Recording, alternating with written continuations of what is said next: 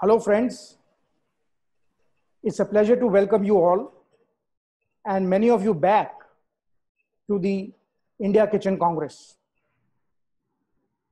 Today we are starting the 8th India Kitchen Congress, which is the annual conference for the modular kitchen, furniture and home improvement industries.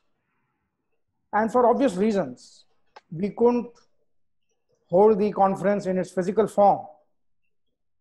But thankfully, with technology on our side, I think that we'll be able to achieve as much and probably much more through this virtual format. India Kitchen Congress has been designed as a series of 8 weekly seminars to be held every Saturday at 3 o'clock starting today till August 8th. And each week we'll take up a different theme, different topic, starting with the big picture today. Next week, CEO roundtable, followed by manufacturing, marketing, design, retail, skill development, and then the awards on August 8th. So don't forget to nominate yourself or someone you know for the awards. There are many categories, interesting categories in which you can participate. And of course, you can participate in more than one. And the last date for sending in the nominations is July 25th. So you can download the nomination forms from our website, www.sourcinghardware.net, and send them off by mail. In today's session, the big picture, we have divided the session into 2 parts. First is a panel discussion themed how we will be living in the new world. And the second part would be a presentation titled, Where's the Market? And in this panel discussion, we'll be taking up basically 5 points: ideas for city design in view of social distancing, new concepts for living vis-a-vis homes, work, social. What are our priorities now? Luxury, necessity, health. Is affordable the new normal? And the role of kitchen space in modern architecture. For our first discussion, for the panel discussion, I am really honored to have with me a panel of very eminent experts who not only represent women power, but also the youth brigade. Our first panelist is Dr. Ponni Conceição, founder and principal architect of Oscar and Ponni Architects based in Chennai. Ponni did her bachelor's in architecture from NIT, Trichy, where she was the first woman student to be admitted in the undergraduate course. She went on to complete her master's from Cornell University and further advanced studies from Harvard. She has been conferred an honorary doctorate in modern architecture in Malaysia and in Italy by the University of Milan for modern architecture and architectural science. While she was working with Edward Larrabee Barnes in New York, Ponni acquired extensive experience in designing skyscrapers, university campuses, and stadiums. And in 1996, along with her husband, Oscar, she set up her own practice and went on to design award-winning projects like technology parks, universities, hospitals, luxury apartments, and what have you. Ponni has received a mind-boggling 131 international, national, and state awards for her work in architecture and interior design.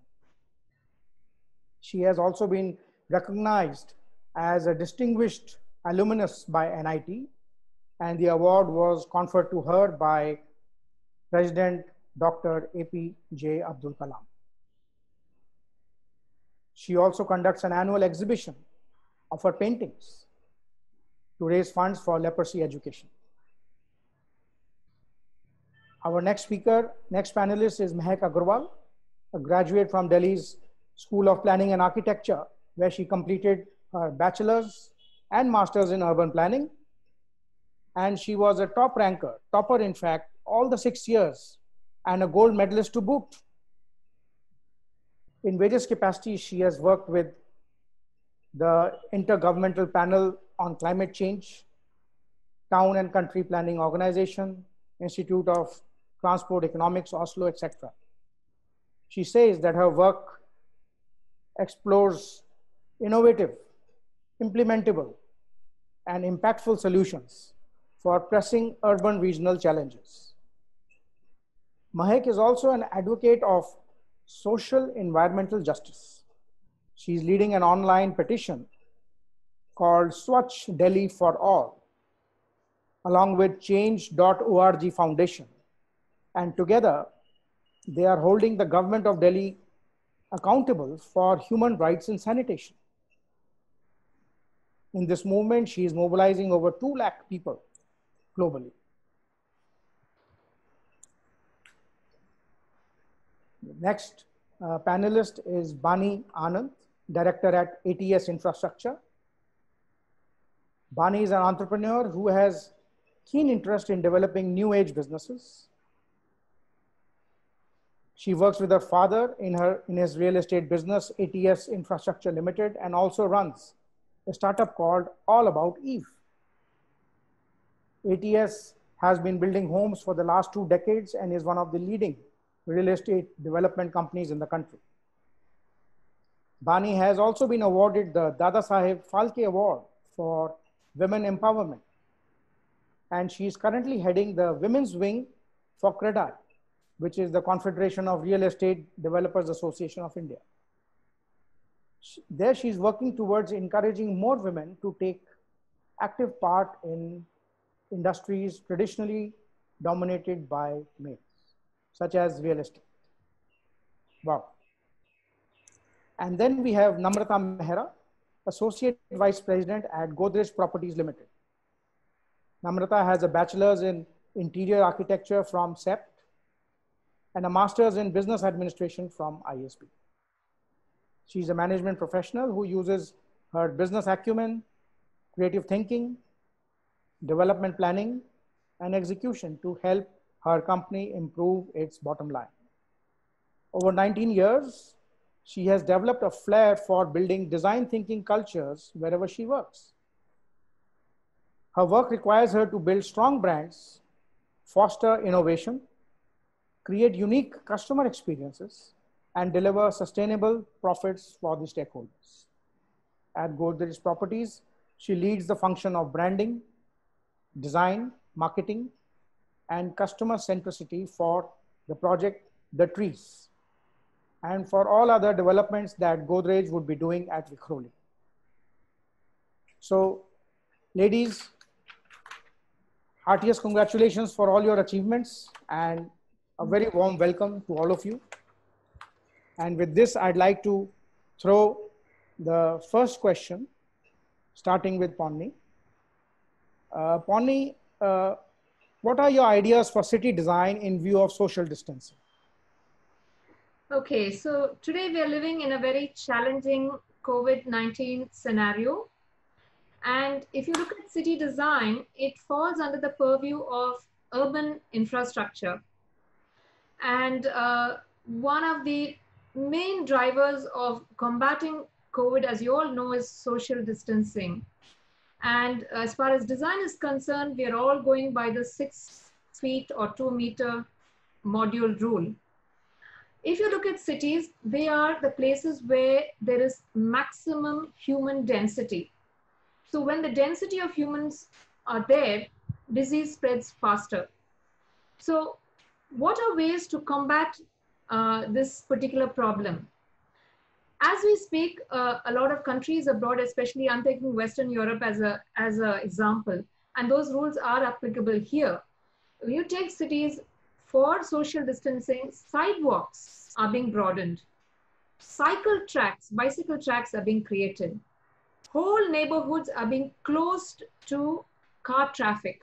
So it's more a pedestrian biking area. hyper-local micro markets are coming in, because you can, even if you go to supermarkets now, they're all air conditioned and most of the shelves are empty.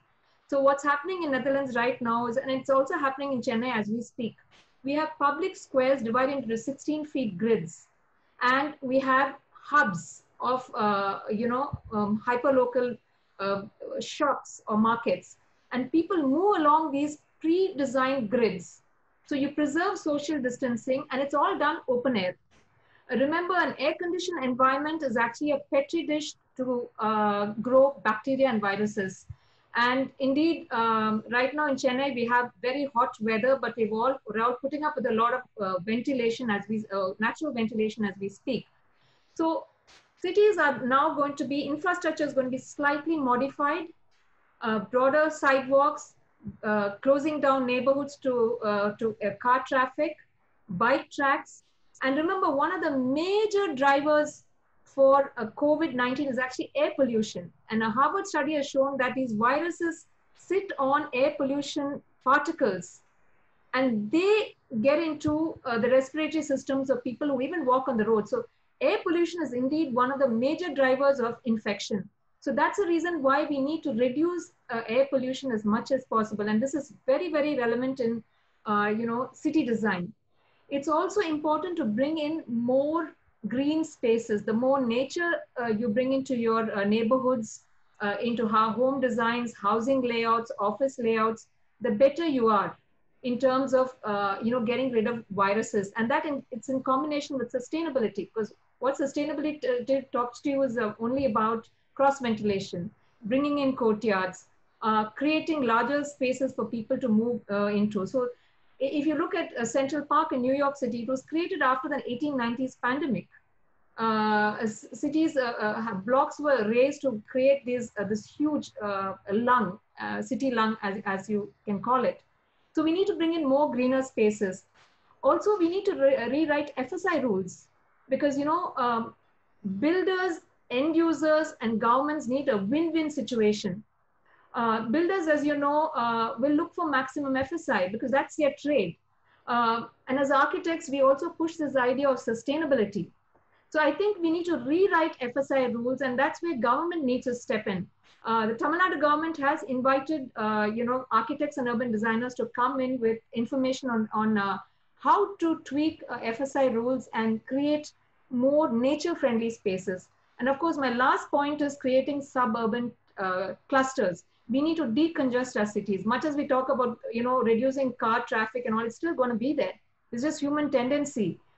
We need to create suburban clusters, decongest the cities, create good network connections, and develop our rural centers. So that way we do not have migration of people into metros. You'll have a reverse migration, so to speak.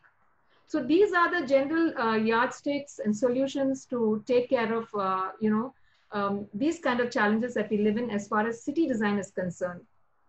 And of course, the last point I forgot to mention is urban farming. That's going to be very big. Urban farming, touchless technology, these are all technological solutions. Of course, they all depend on something called Internet of Things. And therefore, our electrical grid, our MEP grids all have to be top notch. We can no longer deal with, breakdowns and inefficient means of power grids. And of course, we have to switch to clean energy. No question and doubt about that.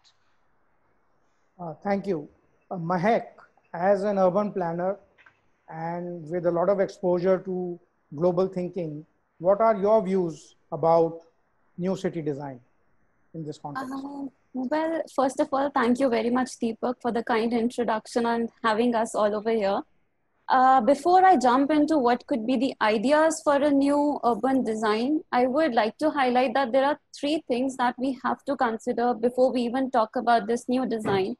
First is that even though this social distancing or physical distancing has become the MVP, or what I call as the most valuable phrase of the year, it might not be so popular, say 3 to 4 months down the line, because as we are seeing that as we are moving outside our homes around the globe, the practice of social distancing is becoming less and less important, because people are moving together, even though, like as Ponni said, there are grids around public spaces in which people are required to move and maintain that distances.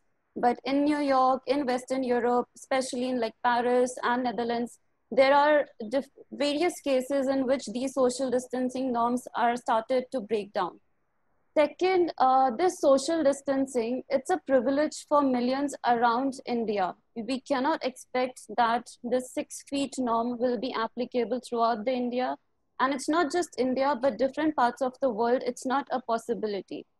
And third of all, when we're talking about city design, we straightforward think that, okay, let's implement this 6 feet design in our public spaces. But city is sort of a patchwork of different population groups, different spaces, in which there are people who are more disadvantaged rather than as compared to other population groups. So if I talk about informal settlements, it's going to be really, really tough to implement this 6 feet distance. And it's sure that we cannot ignore them either. So we have to start looking at them as not something that are like, okay, let's provide them with basic minimum facilities, but we have to start looking them as micro communities and as micro markets to which companies, designers have still not been able to gain proper access to and properly plan or design for. So for me, that's the 3 key points that we have to move forward before we even start talking really about how to design a city in which we are maintaining the health and hygiene within the households and outside the households. Very true. So it's at the micro level that we need to see whether this distancing is actually sustainable or practicable or not. Yeah, and we also have to innovate in a way that we are still maintaining that health and hygiene, even though we are not able to follow this 2 meter or 6 feet distance. But then again, there are places within these informal communities where we can make some arrangements so that people can get access to 24/7 supply of water, sanitation, so that at least they can maintain their health and hygiene, if not maintain that distance. Yeah, but could there not be some policy initiatives which compel people to,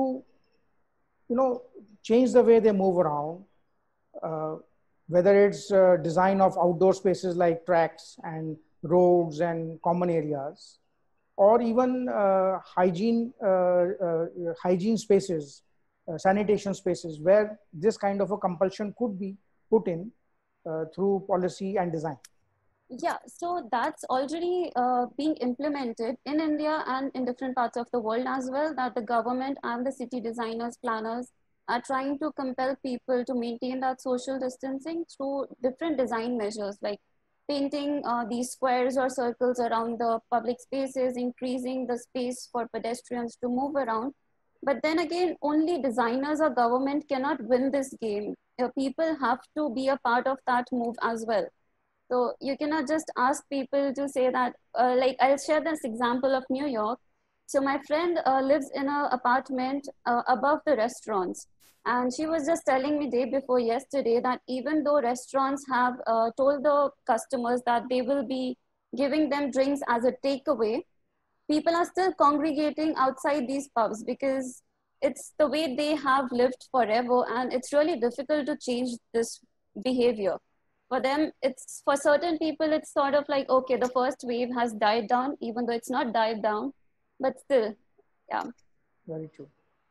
So as a Bani, as a builder, what is your take? Do you think you will be required to implement changes in design, and your customers would be looking for these kind of changes? Sure. Okay. So just a few pointers. I think Connie and Mehek are more equipped to answer on the technicalities of, what the city design should be like. But my basic understanding of this is that when you talk about social distancing and maintaining certain norms of, let's say, even in an office building, how many square feet will be allotted to, let's say, one employee. You have to understand that as possibly now the largest populated country, even though we are number 2 in terms of numbers, in the world, we are still only the 7th largest. So India will never cease to be a dense country. It doesn't matter whether you're in cities or whether you're in villages. You don't have the luxury to practice social distancing per se, whether there's a pandemic or not, because of just how populated we are.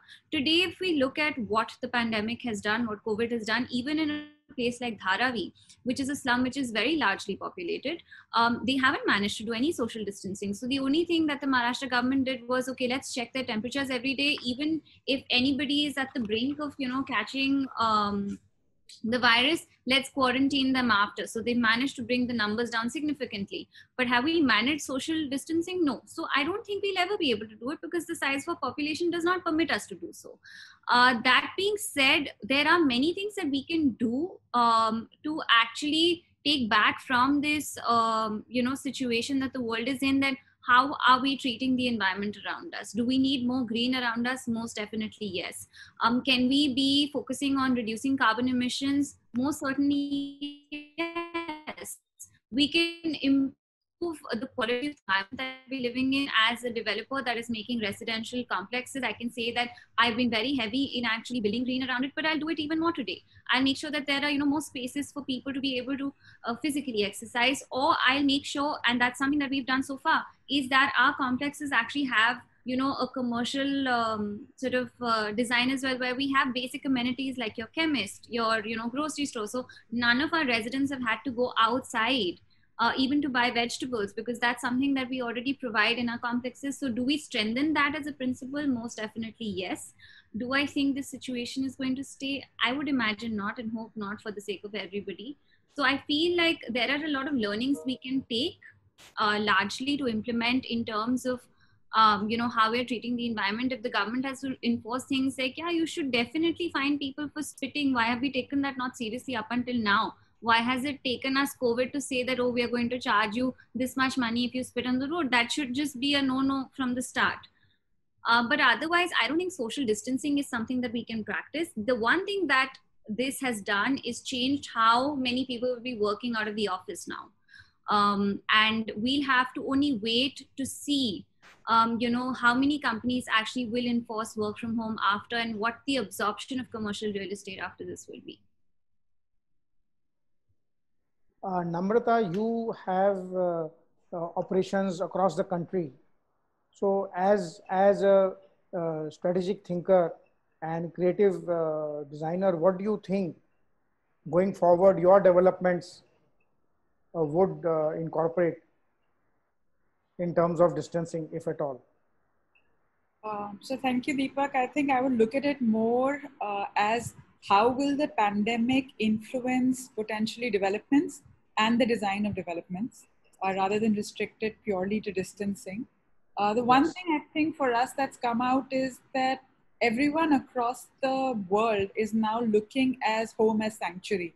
Because the lockdowns have confined us to our homes, they've become the center of our lives. So we do think that this will give rise to higher home ownership, a lot more focus on things like location and proximity, adaptability of your homes. We also feel that there may be change in the planning and design of different asset classes.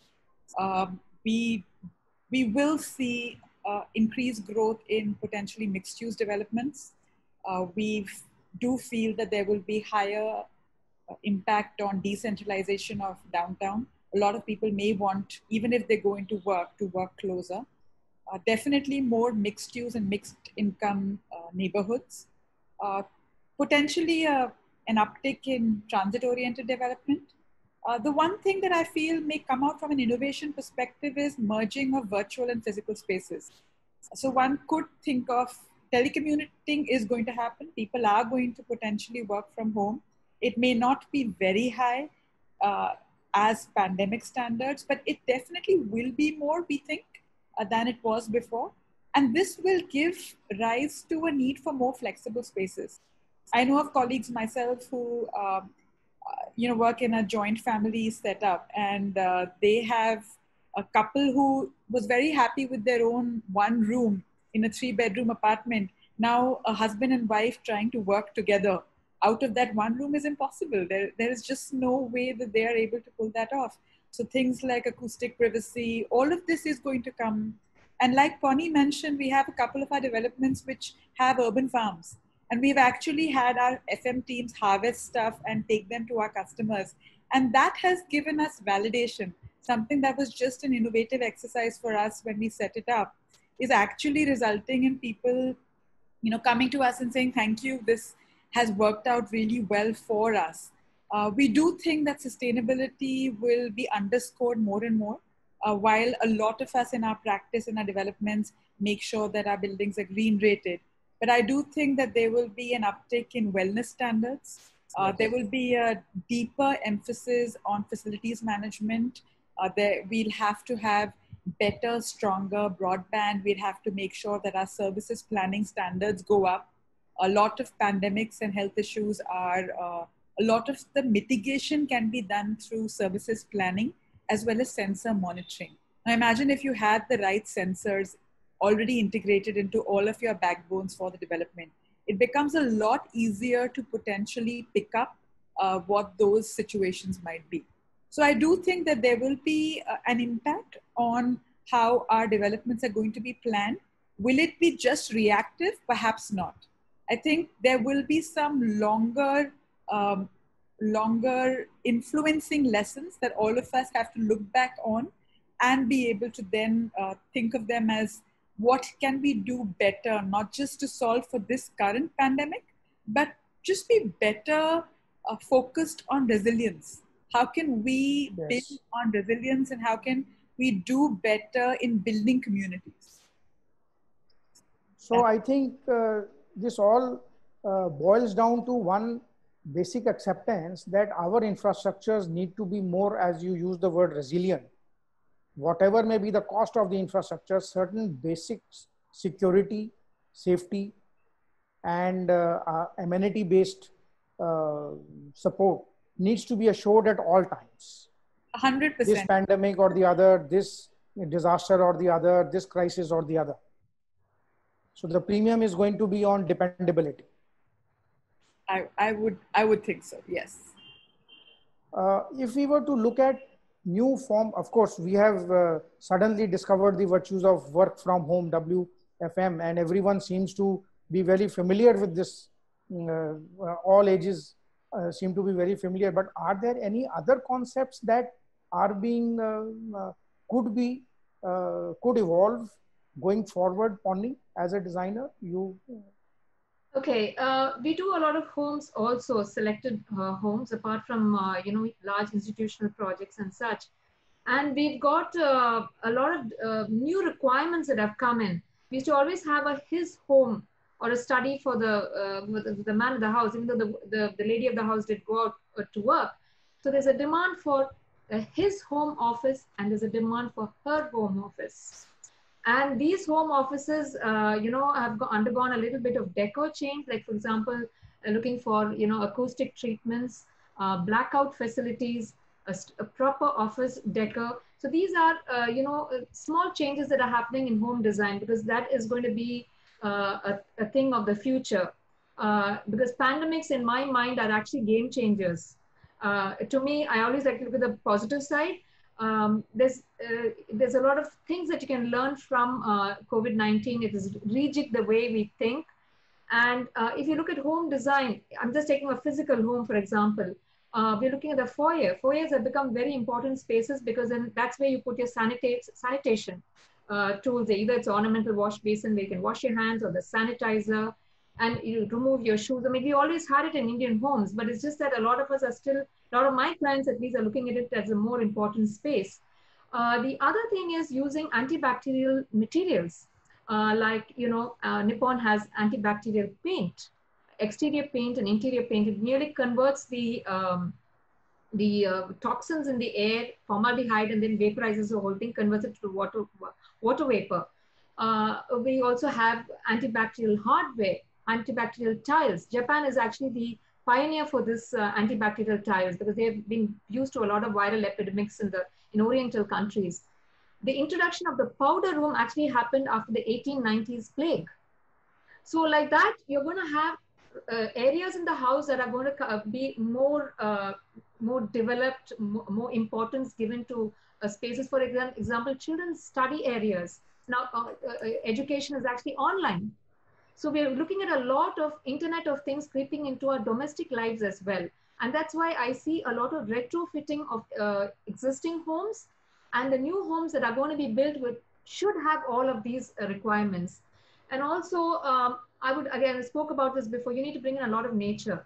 I mean, Oscar and I have done a lot of high-rise developments, and what we have done is the core areas, I'm talking where the lifts and the common amenities are, where you get into from the lift, you get into your home units. We've always surrounded them with courtyards, with natural ventilation. So that way, you know, these are the areas where you pick up infections. And also this business of touchless technology. Fingerprints and eye recognition has all gone out of the window. Now it is voice technology, and China is a market leader for this. We're going to bring a lot of voice recognition technology to open doors, use of automated doors. So I'm seeing a lot of Internet of Things creeping into home design and house design. Mehak, would you like to add to this? I think the other panel members are more expert in this field, but like I would piggyback on what Ponni said, that the boundaries between work and home will start to become less dominant. And there would be, when in terms of the office spaces, I think that earlier, before the COVID, there used to be more focus on how different colleagues are interacting with each other. But now, more than the interaction, the focus would be how this interaction is not affecting the health of the colleague and of the others in their vicinity. So health would become one of the key factors in how an office space is retrofitted or being designed in the future. Right, Bani, I think you already mentioned that the developments need to be more, comprehensive in terms of, chemist being there and the grocery being there.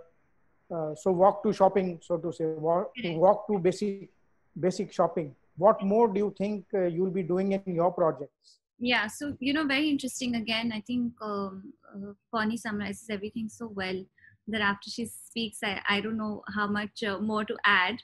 But as she spoke about the home offices, we realized that we were, at the nascent stage of actually designing one of our projects. And these were very small 2-bedroom apartments that we were doing. And we realized that, one of our, architects was like, I think after this, should we increase the size of these apartments firstly? And if we can't, because of a certain pricing factors, can we at least just create a niche where we have a table where you can set up a desk? Because what if that person from now on actually has to work from home? So definitely setting out areas within the home where you could possibly have a little space where you could be sitting comfortably to work out of, I think is one thing that we will be revisiting now, in projects where we are still at the planning stage. And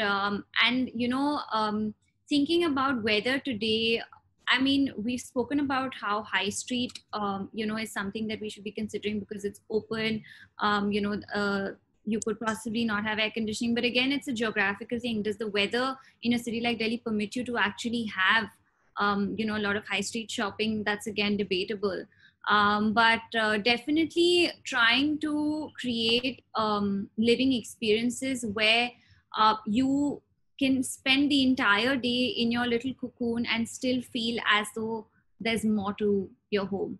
You have to have a balcony where you can have a cup of tea. You have to have, a work area where you could be working out of. You have to have a lobby or, a place, or even, utility sort of balcony where you are sanitizing things or washing them. So just effectively designing homes like that so that an entire day can be comfortably spent in them.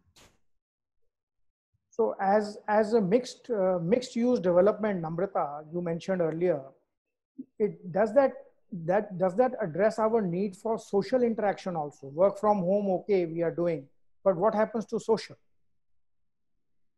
I think some cases a mixed use development does do that. What we have tried at least to do in some of ours is to make sure that multiple asset classes come together. So in a typical mixed use development, you will have some office spaces. You most definitely will have some retail. And not all retail is just neighborhood conveniences. We found some folks set up some small engagement creches. I know right now all of this is shut and it seems like, when will we get back to normal? But we do see clubhouses. We do see some sort of, mixed format clubhouses also. The need for those arise where some sections are open to some folks that we get from others. Like you could get a branded gym in, you could get some other restaurants in, while still maintaining the sanctity of a club where people are able to come and socialize. While currently in most of our developments, clubhouses are very restricted because we are all taking the precautions that are required in these times, we do also get a lot of feedback from our current customers on more opportunities. So while currently folks are using digital experiences to connect with their neighbors, even a lot of us, and I'm sure it's true of every other developer as well, are organizing online meetups, online opportunities to connect. So the need for social interaction is very, very real. We do see some of those will impact future clubhouses. We do think that is going to happen. More emphasis on health, more sports and gaming facilities. A lot of our customers come back to us requesting for more well thought through and more structured children's play spaces, some spaces where kids can come and attend coaching classes, online classes. So a lot of the social interaction will have to be looked at from the lens of multiple demographics. I don't think a one-size-fit-all approach is going to work, but we recently set up large community tables in outdoor green areas and then encouraged students to come and do their homework while they were still seated at a sufficient distance. So these are large, like trestle tables that you see in picnic spots. Now, kids are also cooped up all through the day. So the ability to come and do something like this, I think if we can just plan, and a lot of my esteemed panelists have also referred to this as, if we can plan for more green, more opportunities, I think some of those can also be used as social interaction spaces. We do see this happen more and more. So for example, most of our lobbies are very well lit and they have well spaced out, not very close together, furniture. And we are seeing folks come and use those spaces. So they are sitting at a distance, but earlier, say pre-pandemic times, they wouldn't necessarily come and sit in a lobby. Everyone's so busy, right? You just go straight up. But we have found that large, generous lobby spaces, and we've been seeking, feedback across most of our developments. Those are actually seeing people come down. So we are seeing people make the effort to remain distant, but we are seeing them come down and enjoy any space, whether it is outdoor, whether it is in the lobby spaces, them come and sit down. And a lot of them, I think what developers and architects can learn from is the voice of the customer, how customer centric can we be. So for example, we got a request saying, can you just set up cabinets in our lobbies? And we did. And folks came and left books so that, other people could come pick them up. We had some, we stocked up wherever we could. Now, obviously, we have to take the distancing measures. We put sanitizers everywhere so that when people are opening those cabinets and taking stuff, that they are doing so in a responsible manner. But I think the need to plan for social interaction is not something that's going to go away. And like a lot of us have, in our times, you can see people's quality of life be impacted on whether they have access to green space or not.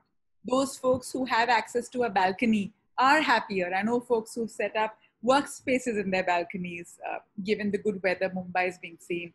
I know people who set up home gyms and yoga corners in their balcony. There's been a huge uptick in folks who are using home gardening.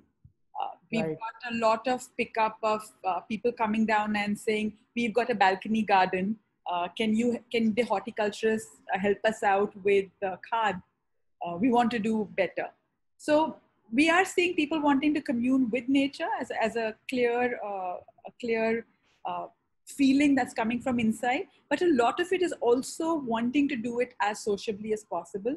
And there is a wide range of experiences that our residents are seeking, and these are across all demographics. So how can we do that? Places that we've set up outdoor gyms, we've seen people are happier. Of course, our facilities teams has to go and disinfect it. Every time one person uses it, you have to disinfect it and be ready for the next person. So how much of this are we recording? How much actual customer feedback are we picking up? And how can we roll in learnings into our next new development so that it's not just what we think is required, that some of it is actually factored in given real-time customer feedback. So luxury, necessity, and health. If I were to put these three to you, what do you think, how do you think our priorities are going to be going forward? May I ask you, Mehak? I think that health, which used to be one of the priorities, it will become a necessity now. And people will try to incorporate that healthy living while maintaining that social interaction in their lifestyles, within their households and within the community they are living. But the scale at which this incorporation will be done would be dependent upon the affordability of a household or of a society. So for some, it might be that they're spending more towards building healthier spaces in which they roam around, but for many, it might be just as much as they can afford with whatever they have, because it's going to be an extra expenditure. I see. So you say health is going to become a necessity. Yeah. Bani, what's your take on this?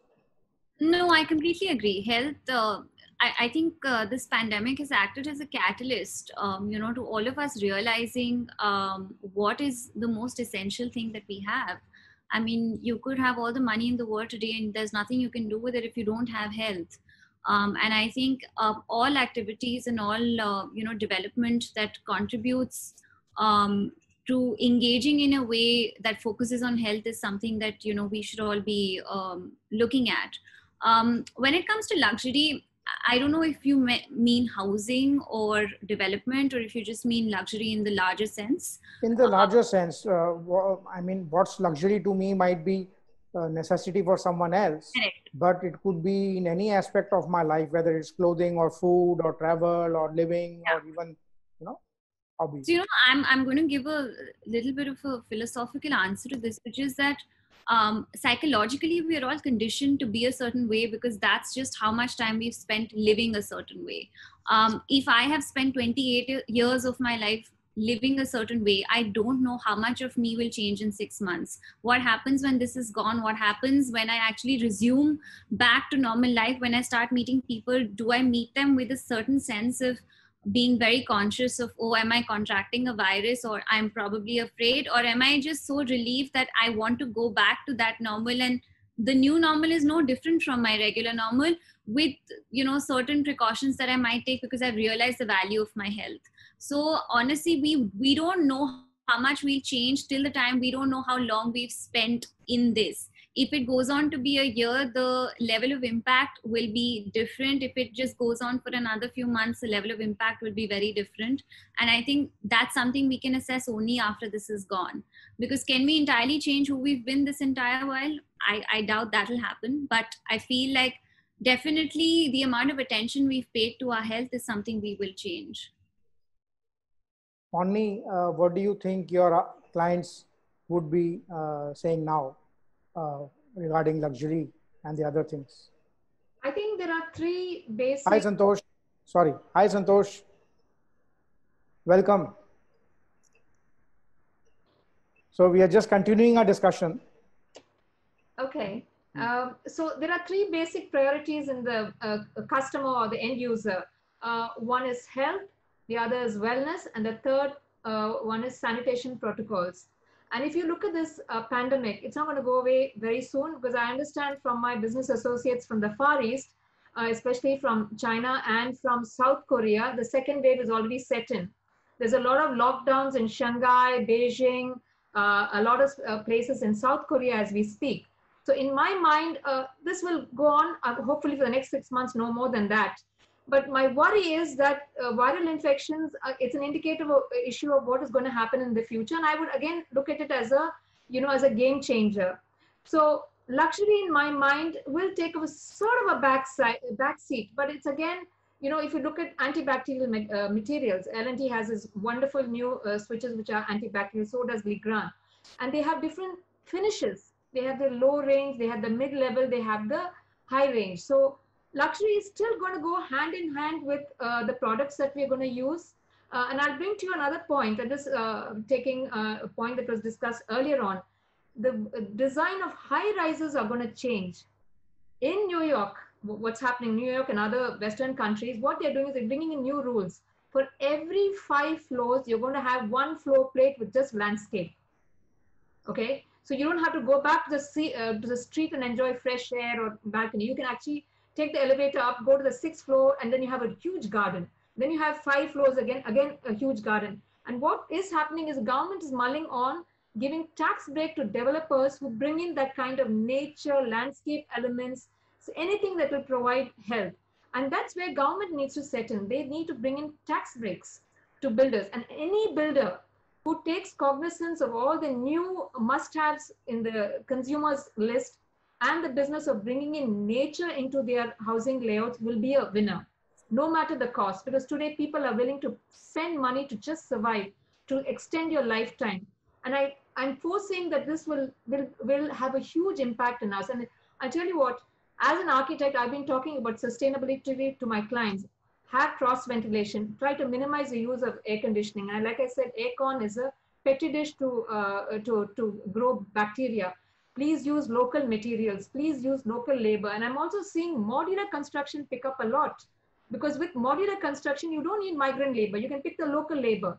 Because right now what's happening is we have cast in situ technologies for construction, and we are paying 2 and 3 times the cost that we for the local labor as opposed to the migrant labor. So to answer your question, yes, a lot of priorities are going to change, and luxury will go hand in hand.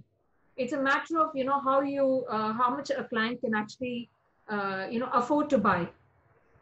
And there's always a choice in the market: low end, mid range, high end. So could we say that COVID has been like a big thapper in the Indian context and forced us to really shape up, wake up, behave? Absolutely. Absolutely. Why just India? In my opinion, yes. Yeah. The entire world. Namrata, if I were to ask you about our next, do you think affordable is going to become the new normal going forward? There'll be more preference for affordable things, affordable construction, housing, or? I think affordability depends a lot on the lens of the person who's viewing it. What we think might happen is that homes are going to become a priority. That's something that we are noticing despite the pandemic. If a project is well designed, well delivered, people do want to purchase it. We're one of the few people who are continuing to see sales even through the lockdown time. And it's a very clear priority, I believe, for folks across the country. The home is very important. That's where you feel safe, secure. That's your bulwark against the world. What is affordable? For developers, there are certain fixed costs. So if someone thinks that a developer is going to mark their products below that, I don't see that happening. I think if a project is well designed and through to delivery, there will still be enough people in the market who will want to pick that up. One definition of affordable and the willingness to pay will of course be banded. Like we're noticing a lot of people are now valuing whether it's green, whether it's sustainability, whether there are health indicators.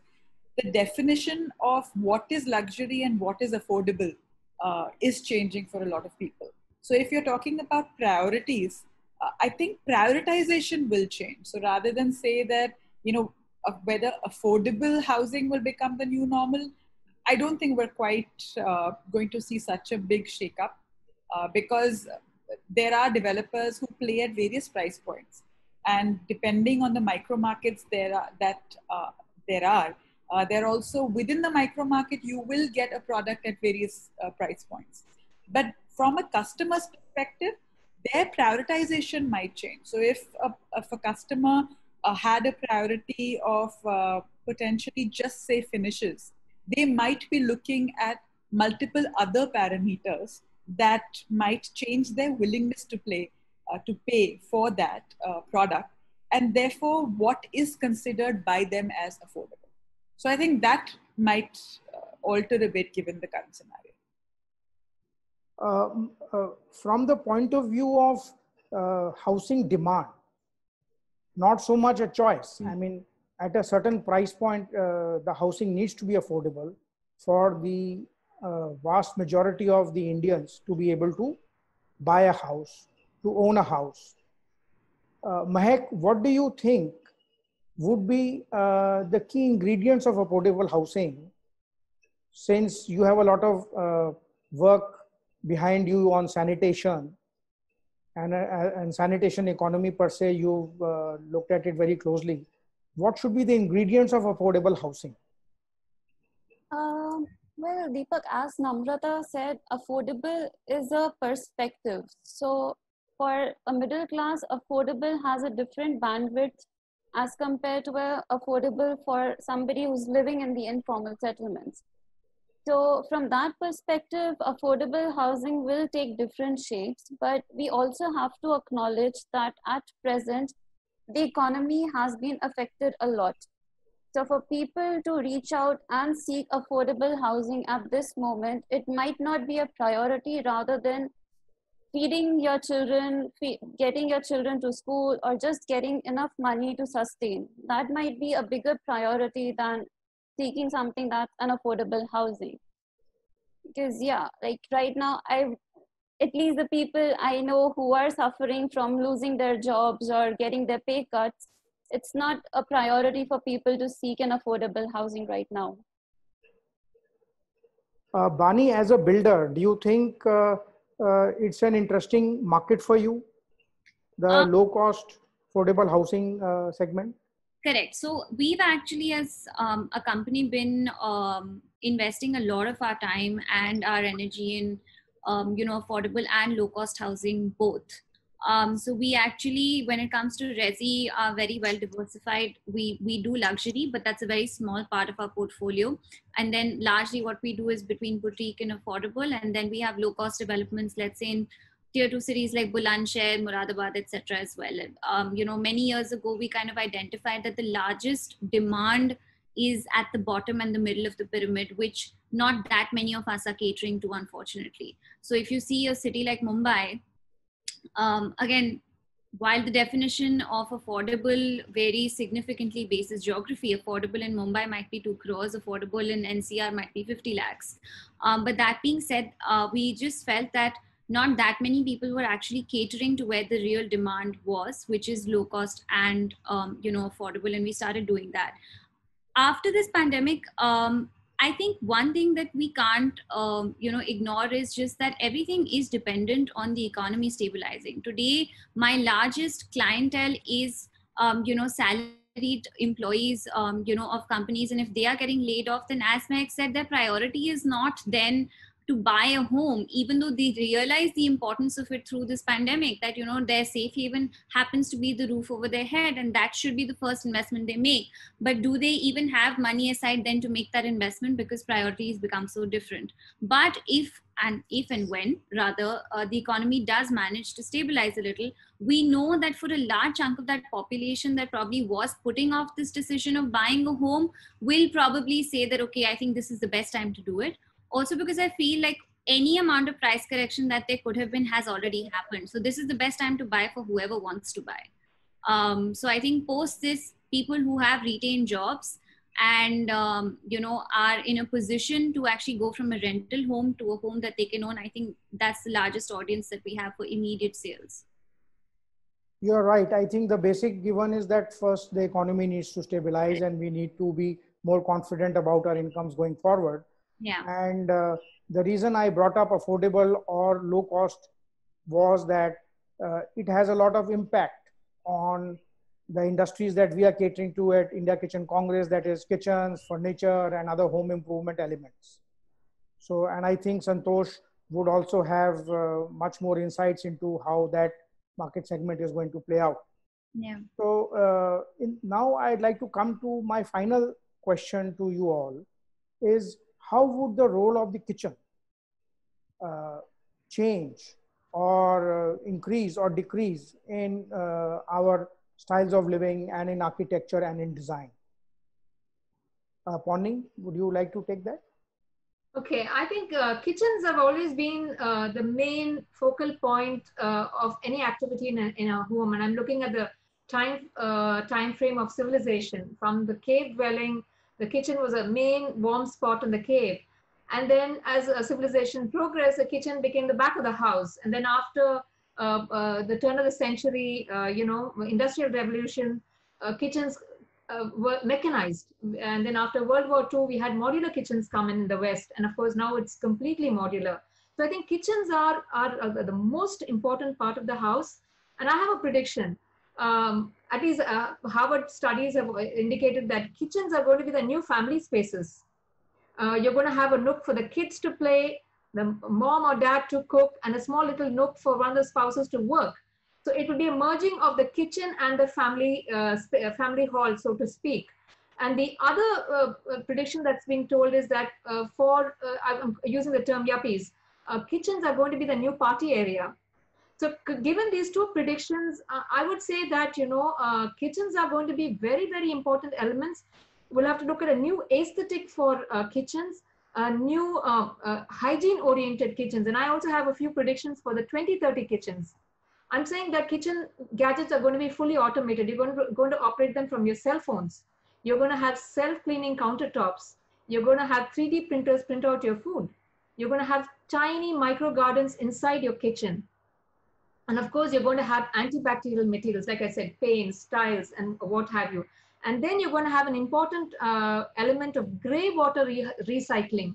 That's going to be very, very mandatory for just about every kitchen. So all your wastewater will go to a gray water system, and that will go back to your flushing systems or to the water your gardens behind. So gray water recycling from the kitchen is going to be big, and we are doing it for a few projects ourselves. So these are a few predictions I have for the kitchens of the future, and I think it's good. It's good business for kitchens, if you ask me. And by the way, we are architects for the Pradhan Mantri Awas Yojana projects, and we do low-cost housing. We have been doing it for 7 years now. That is a real market, at least in Chennai. And we've designed kitchens which come out a little bit. We've got courtyard complexes built in, where that will bring in ventilation from the courtyard and also be part of the communal space of these low-cost housing modules. So that's the other thing. Kitchens are very, very important for our low-cost housing. We've been looking at cost-effective ways of creating very good finishes for budget kitchens, and various other construction techniques, and even ventilation. Perhaps you could share more details about these forms of kitchens, which we'll share with our readers later on. Mehak, would you like to add to the role of the kitchen from your perspective? I don't really have much to say about it, but yeah, I'm looking forward to hear what Namrata and Pani have to say, because yeah, as Pani said, that it's going to change a lot. Okay, so we'll take that from you, Namrata. How are the kitchens shaping up at Godrej Properties? I think one of the things that we've seen a lot is the increased need for light and ventilation. So oftentimes you'd notice the kitchens used to be, if you have large towers, you have to lay the buildings around, right? You have to lay them around a lift core. So we used to see a lot of kitchens that face the inner side of the court. Now, over the last couple of years, we've seen kitchens express themselves on a facade almost. I mean, they are as important as the living room and the bedrooms. So they land up, if you walk into the apartment, the kitchens are actually getting in full height light and ventilation from your main facade. And while this brings about challenges of camouflaging things like MGL lines and such, it is a lot better for the kitchen because you're getting in ventilation, you're getting in natural light, and also it brings the kitchen to the heart of the house. It is the space where what you have now is almost in homes a public zone and a private zone. And this is something that is a lot more relevant when you have 3 bedrooms or larger formats where you need some common spaces. So you have the living room and the kitchen almost together with the drawing room or the living room, make one public zone. And then you have corridors that open into individual bedroom and bed areas. So we are seeing a lot more openness between the living room, the kitchen, and the dining room. We've had, recent cases where we've designed our kitchen so that someone could open them up as well. So reduce the height of the wall, and a lot of our customers and our residents land up putting counters there. So it becomes one large living, partying, working space where it's fairly normal for a child to be sitting on that counter working while the mother is cooking or the father is cooking. We are seeing, at least right now, a major propensity towards white goods being fully incorporated into kitchens, because a lot of us in the last several months and the months preceding that have needed to be fully self-reliant. We're noticing potential increases for larders, pantry spaces, things which completely were moved out of all planning parameters, because a lot of us now feel the need to stock up on certain basic kitchen supplies, given that, standing in front of grocery lines I've personally stood for an hour outside the grocery line, in the initial days of the pandemic, and we don't want to be seen doing that anymore.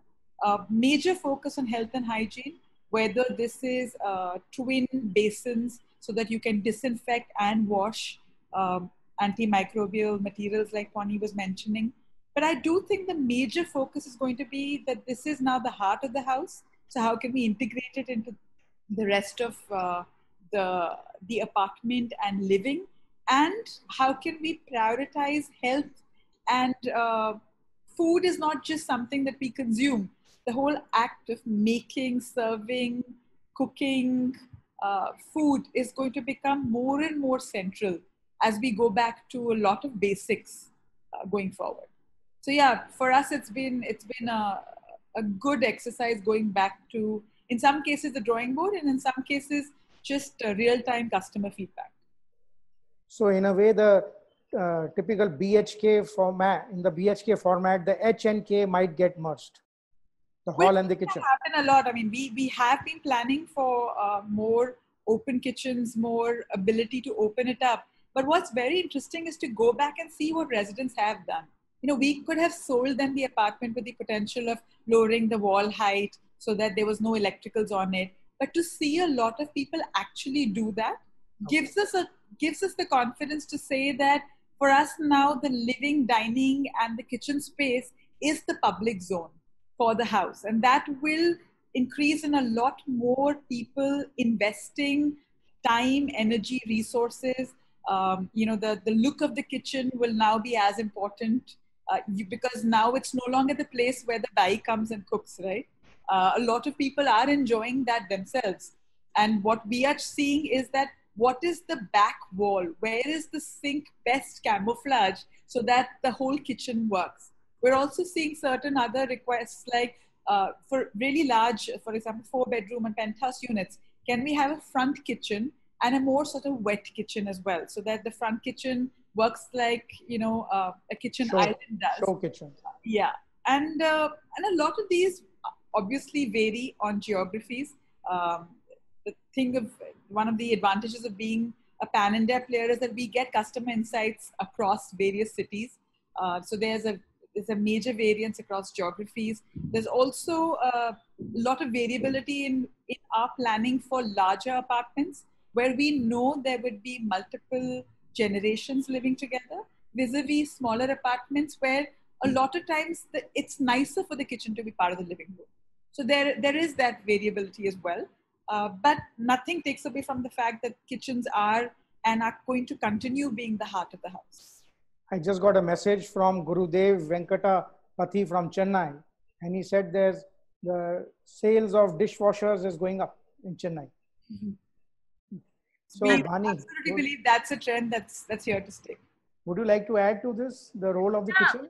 I mean, of course, we've noticed over, the last 2 decades and right from the start that was the one place where, at least initially, now, of course, things have changed and for the better. But the woman of the house was first most concerned about what is the kitchen looking like. Is it, the size that I would like to work out of? Does it have a utility balcony attached to it? Because, I would like my washing machine over there. I would like everything to be encompassed, all my activities within this then becomes my turf. And, is it a modular kitchen? Are the fittings, going to last the, last, these are things that we observed over time. And while we continue to understand the essence of the home primarily lies in kitchens, and it changes from city to city.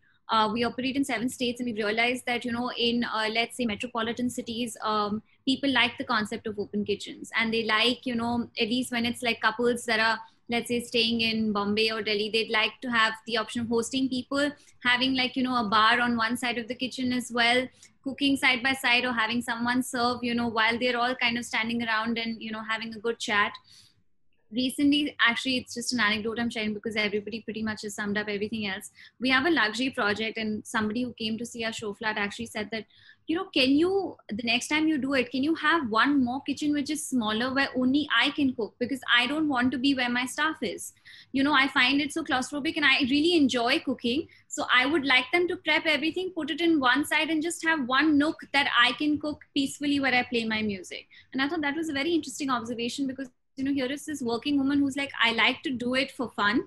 I enjoy the process. This is where I like to be. But I'd like to actually have an extension of this, really large kitchen just as room for myself. So, I mean, definitely it's something that, people really look forward to seeing. And it is, as Namrata said, the essence of a home. So I'm actually looking forward to incorporating some of the really cool things that Pony has suggested and seeing what actually 20-30 kitchens would look like. Well, ladies, thanks a lot for your very insightful observations and the suggestions that you've given. And I'm sure that our industry people will take lots of leaves out of your books and gain, get new directions for their business. And if there are any questions coming from their side, I would like to forward them to you later on. But in the meanwhile, I'd like to thank you. And now I'd like to invite our next speaker, Mr. Santosh Kumar, to join us. And as I had mentioned, I'll just move you to the status of participants. Thank you, ladies. Have a good day. Thank you. Thank you all. Thank you. It's a pleasure. Hi, Santosh. Hi, Deepak. How are you? Very good. Sorry, Good to see you. Sorry, we short time and kept you waiting for about 15 minutes. No issue. It was a good interaction. Good to see all these girls speaking nicely about residential and the changes what they are witnessing on the kitchen side. Very Right. interesting. Very Right. interesting thought. So I'll just introduce you to my to all my guests. Santosh Kumar is Vice Chairman at Anurag Property Consultants.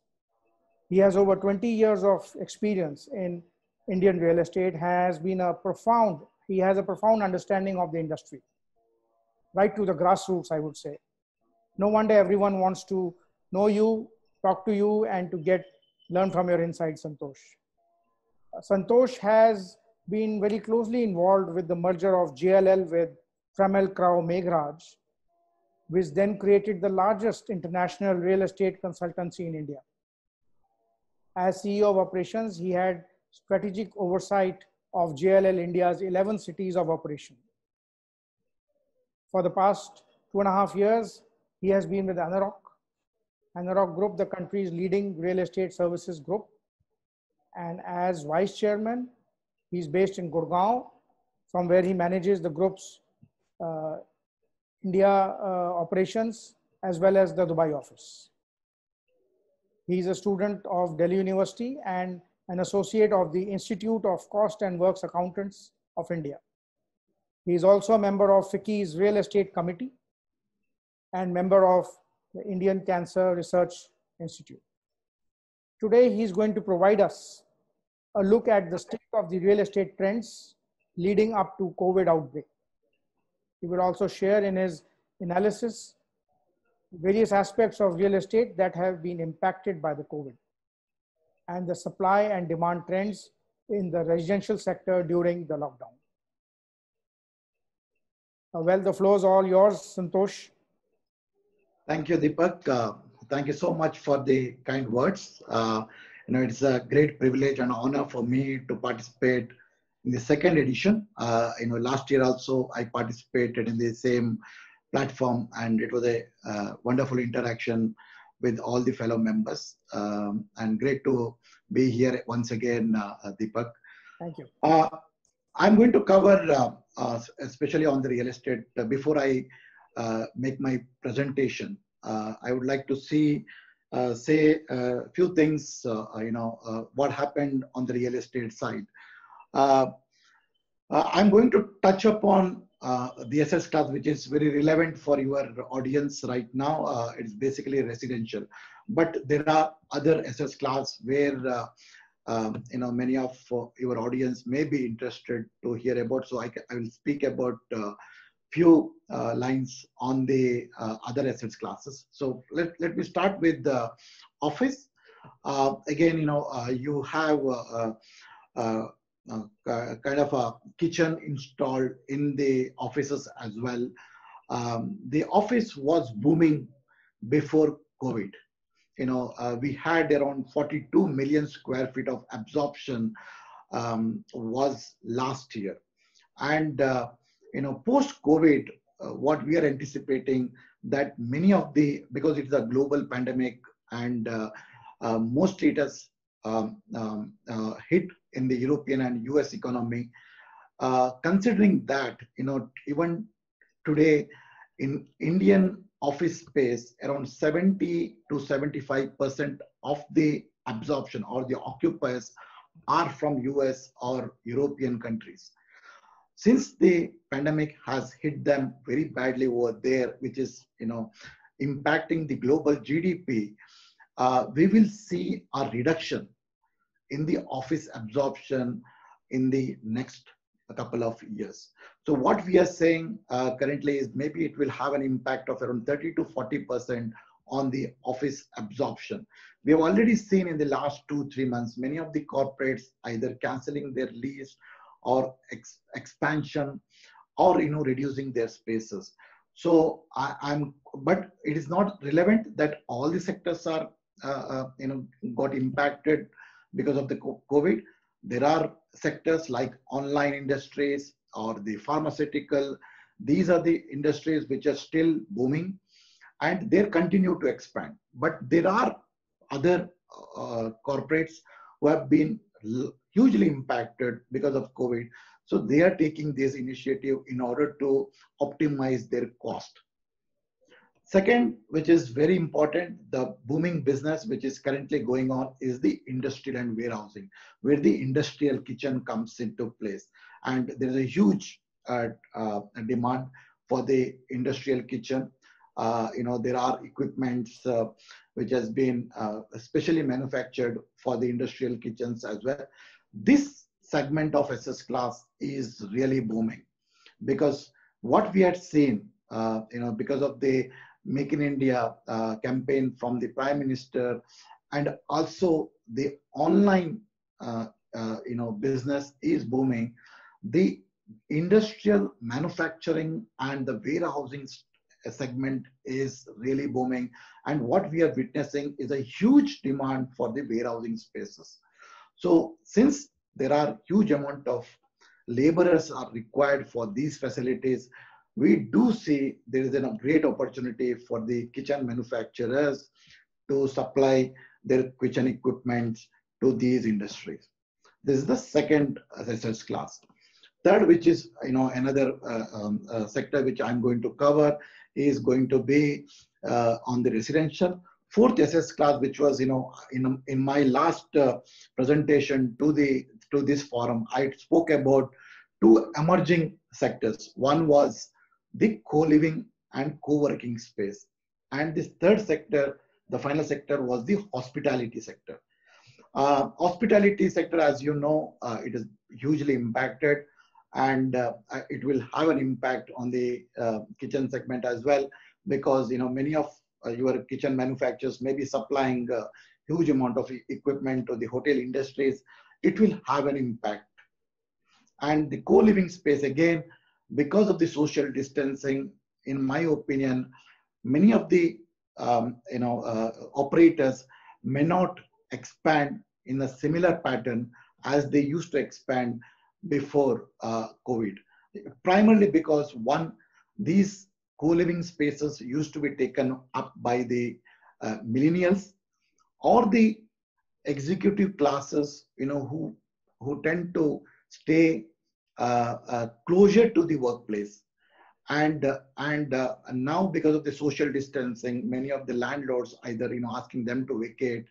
Why people were used to stay in these co-living, because there used to be a flexibility of flexibility of not to enter into a lock-in with the landlord. There's a flexibility of canceling or going away immediately from the living space. So this flexibility was there. That was the reason why they used to, and plus they used to get the ambience, all the facilities or the amenities which are required in a closed environment. So they used to get those facilities. That's the reason they used to stay. But having experienced very negatively on their lifestyles, so they have now cancelled most of their leases, which is usually the short-term leases, which had almost impacted the co-living spaces as well. And also, many of the co-living operators have been funded by the overseas investors. These are all private equity investment, and many of these investors are largely the sovereign funds.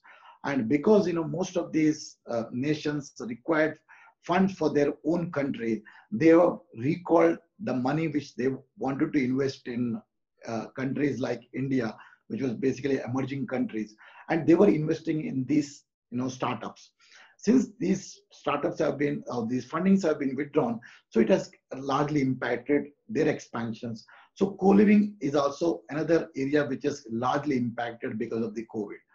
So out of these 5 sectors, in my opinion, industrial, warehousing, manufacturing, and the residential segment will have a big demand coming over the next 3 years, I would say. The reason for why residentials are going to boom, I'm going to showcase in my presentation. So should I share the screen, Deepak? Yes, please. Yes, please. Yeah. Can you say this? Yes, I can see it, and I'm going to turn off my video. Yeah. So you can have the screen to yourself. So the topic which was given to me, where is the market, especially on the residential side of it.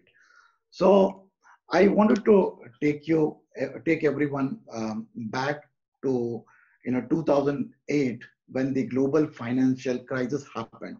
What happened at that moment, and how the residential sector progressed over a period of time. So until 2008, India's real estate market was completely unregulated, highly localized, and primarily driven by the landlords. And post 2016, I would say, till 2008 to 2015, before Modi government came in, it continued to be, unregulated. There was certain policy which has been formulated but not been implemented or not been passed in the parliament, of the bill which introduced by the Modi government later on in post 2014. But till 2016, it continued to be unregulated, continued to be fragmented, highly inefficient, and some corporates started entering into the real estate sector. Post 2016, the market started to become regulated and consolidated due to the structural change in the policy reforms. The Modi government came in, they started initiating some of the policies which, either had a positive impact, and to a certain extent, especially on the residential side, it has a, I would say, not a negative, but it has got a controlled impact. During this 2016 to 2020, we had seen many events like, the events like demonetization, the implementation of GST, the implementation of or introduction of the RERA, which is basically a real estate regulatory authority, the developer facing a liquidity crisis. You had seen bank scams or ILFS debacle, and finally now the COVID-19 outbreak. These 4 years, which has been very challenging for the Indian real estate, and especially for the residential real estate. What it gave us some positive indication was basically, it eliminated weaker players from the market. There was a large scale of consolidation, and there was an accelerated entry of the new corporates houses, like what we have seen, people like Hero Group, Raymond's, Dabur, Bharti, TVS, Tata, Godrej, everyone coming and jumping into the Indian real estate, giving the confidence to the customer that, what these guys promise, it will be delivered. So this was the journey of the real estate since 2008, and there has been a lot of improvement. The sector has become now regulated, it has become consolidated, it has become more efficient, and more corporate players have started entering into real estate segment. So what are the changes due to COVID? The impact of COVID, what we had seen in the last 2 months was, one, there was a huge amount of disruption on the supply chain of the raw material. Today, getting the raw material to the construction site has become very difficult. The import of various materials which are required for construction of house from China is, because of because of the border tension, and earlier because of the COVID-19, has disrupted the supply chain overall. It has also, because of economic slowdown, it has really impacted the consumer sentiments. I'll come back to you what the consumer survey suggests, what the buyers thinks about real estate changes which took place in the last 3 months. But the consumer or customer sentiment is currently at a low. It's primarily because, one, the economy is going low. Secondly, there's a lot of cancellation is happening. And thirdly, primarily because of the delay in the construction, and which is, further strengthened due to COVID-19. People believe that it will further delay because of the 3-month lockdown. Third point, which I wanted to highlight here, what changes due to the COVID-19, the labor force, the migrant workers who have started going into their hometown, they are not going to come back before Diwali, what we are expecting. That may face, completion of some of the residential units, especially, currently there are around 4.7 lakhs units which are under construction, and it will have a which there could be a possibility of cost escalation, especially because those who have gone back, the laborers who have gone back, the developer have to spend a lot of money to get back to them for the construction site and make them excited to work in their sites. And fourthly, the mass job losses, which is also again impacting the Indian real estate, especially because these job losses, which is expected to be around 18 million as per the CMI survey, will have a total impact on the real estate side, because these are the ones who are buying, especially on the affordable segment. So what are the scenario post the COVID-19, especially on the residential segment? So this is little fully loaded with a lot of numbers, but just to summarize, what's happening on the demand and supply side on the residential real estate. I'll just explain to you. The green slide shows the new launches. The red one shows the absorptions, and the purple one is the unsold inventory. You would have seen since last 4 or 5 years, the initially supply was outclassing the demand, but post Q3 2017 or 2018, you have seen the demand is overtaking the supply. So what it means is that though there has been a negative impact on the residential side, many of the developers did not launch their project as they were supposed to, or as they were launching earlier, because of which the supply started coming down, but the demand, though the customer sentiments were very low, the demand for residential houses continued to grow, because there was a lot of supply going down and the demand going up. The price either remain balanced, or in some of the micro market it has gone up. But having said that, because initially, yes, the supply was huge as compared to the demand, the unsold inventory also piled up. And what you would have seen, during the 2015 to 2017, the unsold inventory, which is basically the purple color, started going up, and around Q1 2017 it started coming down, and at this moment, when the first quarter of 2020, the unsold inventory has remained at the lowest level, which is around 6.8 lakhs units is remain as unsold units. So in 2019, supply and absorption has reduced by around 57% and 24% respectively, from the peak of around 2014.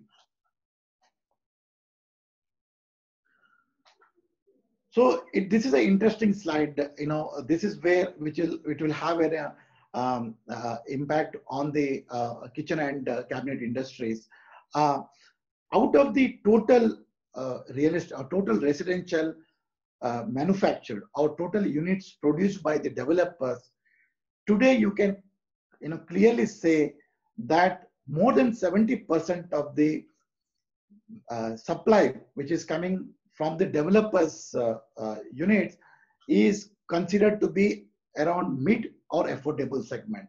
If you look at some of the projects in 2020, even in the first quarter, 38% of the property which is either launched or completed has remained in the below 30 or below 40 lakh segment. And if you look at more pragmatic way, around 70% or more than 70% of the properties have remained below 70 lakhs or 80 lakhs rupees. So you can easily imagine that today the property market is more segmented towards affordable or mid segment, which is a good news for the customers, because today catered to a larger population. Because prior to 2014-25, many of the developers used to target a luxury segment, and that trend has steadily and slowly started declining, and now more and more demand is going for the affordable and the mid segment. If you look at the city's contributions, which geography one should focus upon, I think, in my opinion, MMR, that is a Mumbai region, continued to dominate the market. Around 25% share of the Q1 of the new launches catered to the Mumbai area, and then it comes to NCR, Bangalore, and Pune. Many of the launches are in these areas. So if the kitchen industry wanted to target the customer, I think these are the four where the maximum launches are happening. I think these are the good indicators for the audience to understand the geography, which is giving them the opportunity to look up to or look into the proposition which is coming to their way in order to explore the opportunities in these market.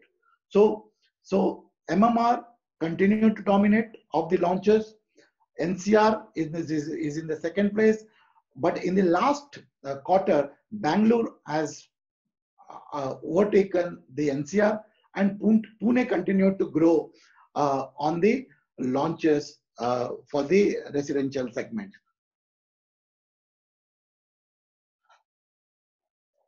Out of the, as I said, out of the 6.4 lakh unsold units,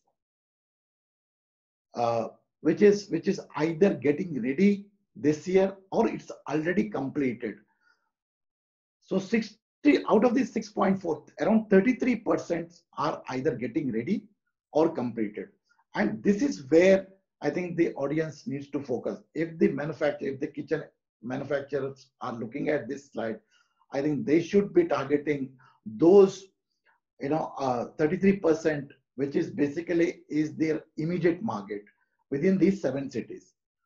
These 33% of the 6.4 lakhs customers will be their buyers immediately. And these are either getting ready or it will get ready in next 1 year's time. Unless because of the COVID, the projects get delayed.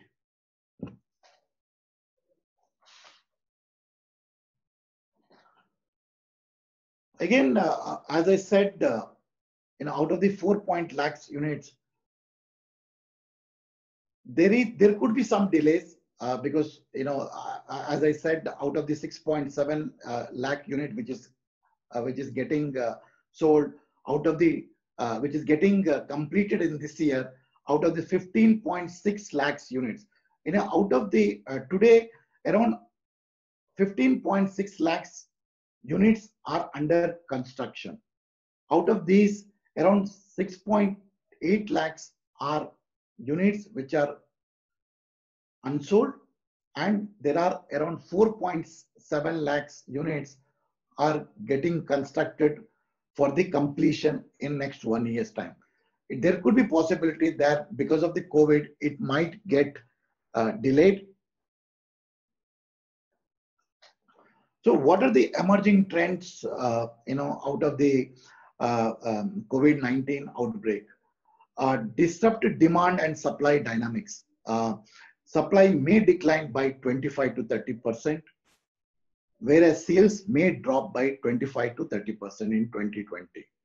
Because of the COVID, either because of the construction getting delayed or because of the job loss or the people getting laid off from their employment, there could be a possibility that the demand for the residential units may come down by at least 25 to 35%, which, our research or, various consultants who have researched this sector have projected. And that primarily because, there is also a sentimental issue which is linked to the customer behavior. And also there's a delay in the construction, primarily because the labor being gone away from the sites. Secondly, because of the supply chain issues.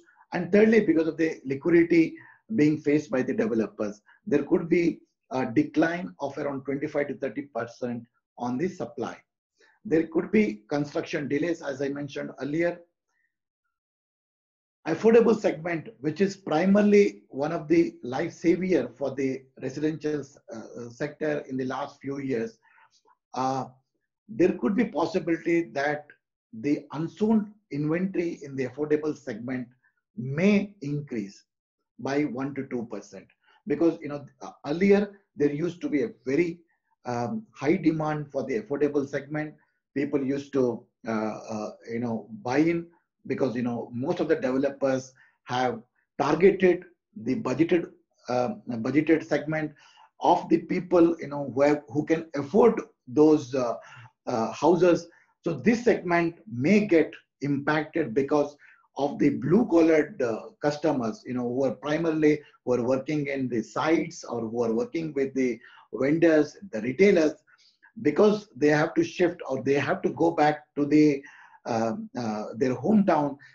There could be some cancellation happening on the affordable segment, or maybe their housing loans may be re-evaluated because of the cut in the salaries. So these will have an impact on the demand, and there could be possibility that some of the sold inventories or some of the inventories which has been already sold may get cancelled, and which will have an impact on the inventories of the developers. Because of COVID, there is also a possibility that there is a need for larger homes, flexible homes, and workspaces. In our previous panel, people were talking about the kitchens becoming a living spaces. Primarily, it is become the work from home is going to become a norm. What we had seen, many of the corporates are now asking their employees to work from home, especially on the IT sector, and also some of the back offices, which are the support functions, is being asked to work from home. So because of that conditionality, the corporates are asking them or incentivizing them to work from home. There is a huge demand going to come into residential sector, and the people would prefer to have a larger houses, flexible houses, like in the previous segment people were talking about more party areas in the kitchen, more greenery areas in the kitchen, more entertainment areas in the kitchen, because people are going to spend higher amount or more time in the kitchen. So they may require changes in the designs of the kitchen. So that could be a huge opportunity. Because of COVID, the design of residential houses are going to change. And fifth and the last one, the reverse migration may create demand in tier 2 and 3 cities. Many of the people who have shifted or who have moved into their hometowns, they may prefer to stay in their hometowns only, and that may infuse an opportunity for the developers to generate or to develop residential houses in their homes, in their hometowns, and that could create a huge demand for the residential segment, which is primarily in tier 2 and 3 cities, and which will also have an opportunity for the kitchen manufacturer to focus on creating demand in tier 2, tier 3 cities. So we also did kind of a consumer survey of around 23 customers. What they feel when they are buying the residential houses. 48% of the customers, whom we researched or whom we surveyed, 48% responded that they wanted to buy residential. They wanted to have a roof on their head. That is the change which was reflected. That is the reason why I'm saying that residential segment will have a good time, will have a growth, and will definitely infuse demand within the real estate sector. So 48% of the 20,000 people would like to buy houses, and they would like to have a larger residential houses. 55% of the millennials, those who are born after 2000, they would like to buy, houses now. There was a tendency pre-COVID, they used to prefer staying in a rented houses, but that has been now shifted primarily because they had a lot of pain, because many of the landlords where they were used to stay in the paying guest or co-living accommodation or a rented accommodation, they have been asked to go out. They have been asked to leave their spaces, because of which these millennials are now saying that we would like to have we would like to own our own houses. It may not be in the cities. It could be townhouses outskirts of the cities, or it could be their houses where their parent lives. It could be an opportunity they would like to buy at their hometowns where their parents lives, where their family lives. So there could be an opportunity from the millennials, and these millennials are well paid, because these millennials are either working in startups or they are working in IT companies where they have been paid very well, and it could be an opportunity for the real estate developer as well as the kitchen industry as well.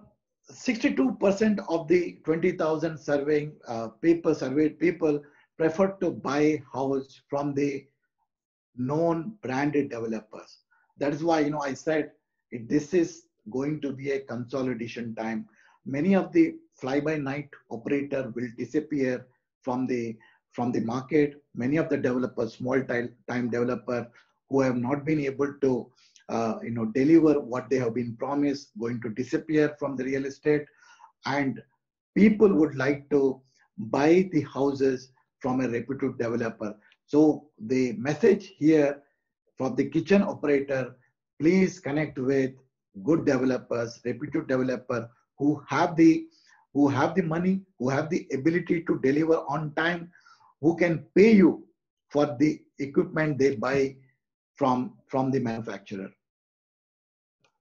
73% of the respondent preferred to buy the affordable or mid segment. Again, as I said, the flavor of the demand is anywhere between 30-35 lakhs to going up to around 1.2 crores.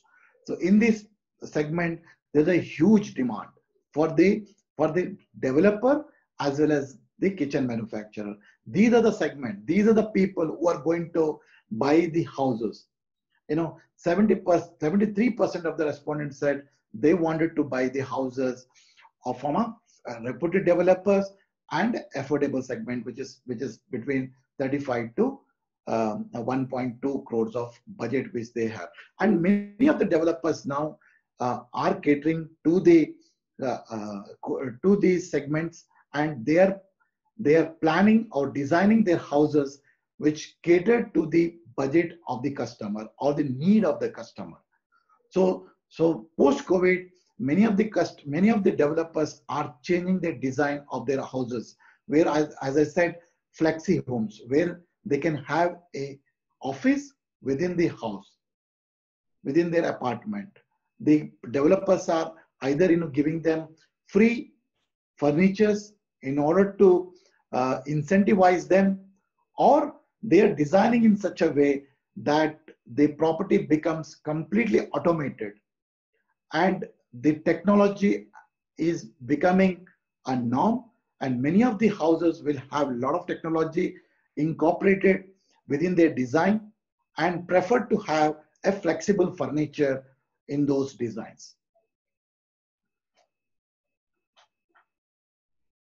50 4% of the respondent considered that this is the time to buy the house. As I said in my previous discussion with this audience in last year also, especially for the end users, there was no time. As the need comes, they would definitely prefer to buy, because today the compulsion of buying a house, the people will definitely buy that house. 59% of the home buyer are looking to buy a property for end use. The investors have disappeared from the market. People do not want, because prices are not escalating, and we do not see prices are going up in some of the markets, largely, unless this micro market is going to be completely demand driven. But otherwise, going forward, I do not see property prices going up hugely.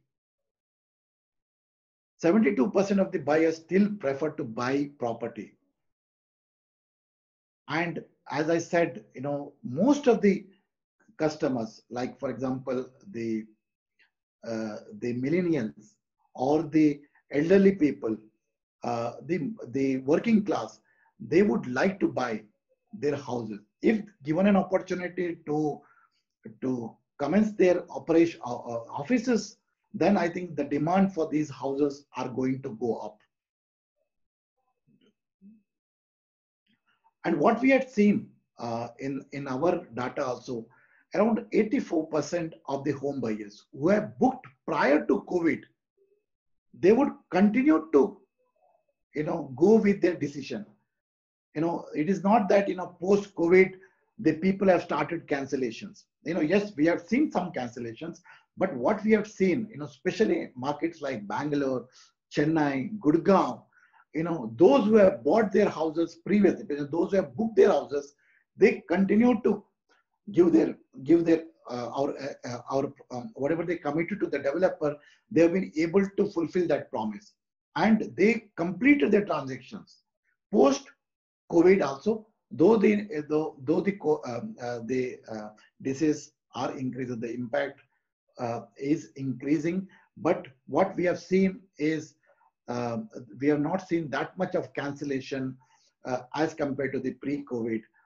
Even after 2 months of lockdown, or what we had seen, the salary cuts or the layoff from the corporate, we continue to see people coming to the sites, people giving the checks, people fulfilling the commitment, and people taking the position, where the ready to move in occupancies are there. So there is a greater demand for the ready to move in. As I said, ready to move in houses are the flavors right now, and people are coming, they are doing the site visit virtually. The digital has been adopted by digital or virtual tools have been adopted by most of the developers. People are seeing these houses virtually.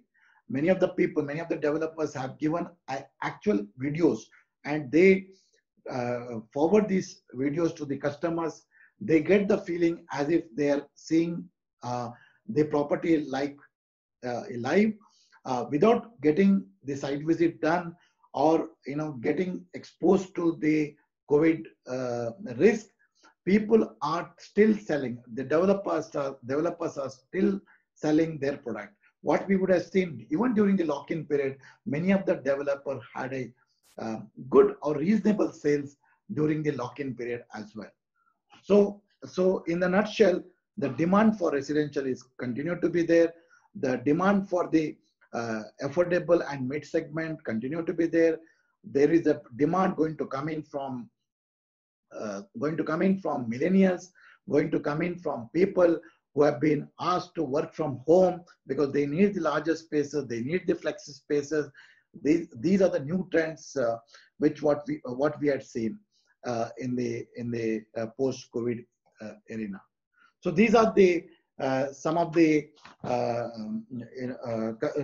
trends in the residential real estate, and these are the opportunities what I spoke about, which is there to explore for the kitchen manufacturer and kitchen distributors, kitchen equipment distributors. These are the emerging trends. If residential is going to turn around, we had seen every quarter and quarter residential segment was going down, the demand was going down, but COVID could be the kind of a saver for the many of the residential developers, and I do see demand coming back maybe in next 2 to 3 quarters going forward. Is your presentation over? Yes. Oh, okay. Thank you, Santosh. This was really a granular presentation, and I'm sure our audience can realize that this is the time to be smart and understand the dynamics and the trends in the industry, target the right customers, pivot their business, because work from home is going to emerge as a new vertical for many of the operators. People who are manufacturing kitchens can also offer work equipment, work furniture. And as you mentioned, flexi homes with automation. So this is a very wide and very interesting vertical that can emerge for anyone who's serving the residential market. And it's worth exploring.